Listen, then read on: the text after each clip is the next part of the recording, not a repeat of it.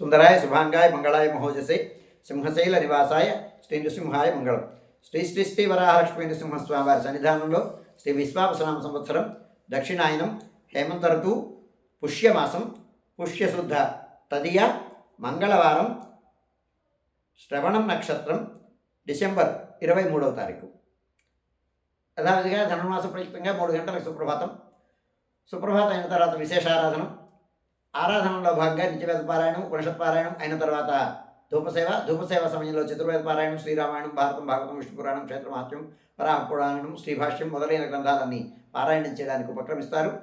అనంతరం బాలభోగ నివేదనంతో సమాంతరంగా తిరుప్పావై సేవాకాలం, ధనుర్మాస ప్రయుక్తమైన విశేష సేవాకాలం. దీనితో సమాంతరంగా నిత్యహోమం, బలిహవనం అయిన తర్వాత మంగళాశాస్త్రం, చేతమరగోష్ఠి, తీర్థ వినియోగం అయిన తర్వాత తాయారు సన్నిధిలోను, లక్ష్మీనారాయణ స్వామి సన్నిధిలోను మంగళాశాస్త్రం పూర్తయిన తర్వాత అమ్మవారి సేవ ఆరంభమవుతుంది. అమ్మవారి సేవ ఆండాళ్ళ సన్నిధికి వేయించేసిన తర్వాత ఆండాళ్ళ సన్నిధిలో విశేషారాధన, నివేదనం, సేవాకాలం, చేతమరగోష్ఠి, తీర్థ వినియోగం అయిన తర్వాత ఆనాటి పాసుర వ్యాఖ్యాన విన్నపం అయిన తర్వాత అమ్మవారు ప్రధానాలయంలోకి వేయించేసిన తర్వాత వైలారగింపు అయిన తర్వాత ఆళ్వారి సన్నిధిలో ఆరగింపు, విశేషారాధనం, ఆరగింపు, మంగళాశాస్త్రం, చేతమరగోష్ఠి, తీర్థ వినియోగం అయిన తర్వాత రాజభోగ నివేదనం ఈ చుట్టు సన్నిధిలో నివేదనం అయిన తర్వాత మంగళ నీరాజనం అయిన తర్వాత ఈ కార్యక్రమం అంతా సుమారు 6:30 గంటలకు పూర్తవుతుంది. 6:30 గంటలకు గోవిందరాజస్వామి వారు ఉభయదేవేరులతో కూడి బంగారు తుడిక్కిని పైన అయ్యవారి సేవకి వేయించేస్తారు. అయ్యవారి సేవకి తాయారు సన్నిధికి వేయించేసిన తర్వాత స్వామివారు అక్కడ మాలా సమర్పణం, మర్యాద సమర్పణం జరుగుతుంది. అదే సమయంలో ఆళ్వారిని, ఆచార్యుల్ని ఆస్థాన మండపంలో వేయించేపు చేయడం జరుగుతుంది.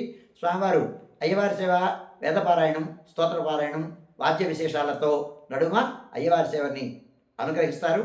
అయ్యవారి సేవ ఆండాళ్ళ సన్నిధికి వేయించేసిన తర్వాత ఆండాళ్ళ సన్నిధిలో మాలా సమర్పణం, మర్యాద సమర్పణం, మంగళ నిరాజనం అయిన తర్వాత స్వామివారి ఆస్థాన మండపంలోకి వేయించేయడం.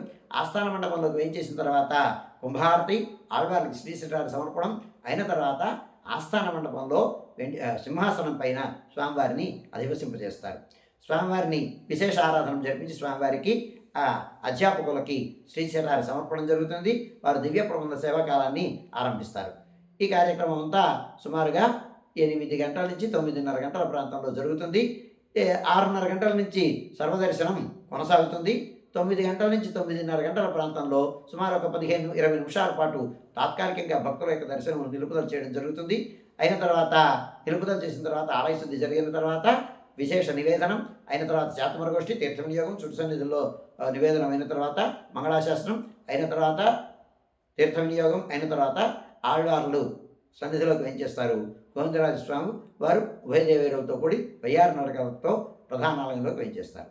ఇదైన తర్వాత ఇదంతా సుమారు 9:30 గంటలకు పూర్తయిన తర్వాత 9:30 గంటల నుంచి మధ్యాహ్నం 2:30 గంటల వరకు సర్వదర్శనం కొనసాగుతుంది. మధ్యాహ్నం 2:30 గంటల నుంచి 3 గంటల వరకు మధ్యాహ్న విరామం. ఈ సమయంలో భక్తుల యొక్క దర్శనములు నిలుపుదల చేయడం జరుగుతుంది. మధ్యాహ్నం 3 గంటల నుంచి రాత్రి 7 గంటల వరకు సర్వదర్శనం కొనసాగుతుంది. సాయంకాలం 5 గంటల నుంచి 5:30 గంటల ప్రాంతంలో ప్రధానాలయంలో సహస్రనామార్చన జరుగుతుంది.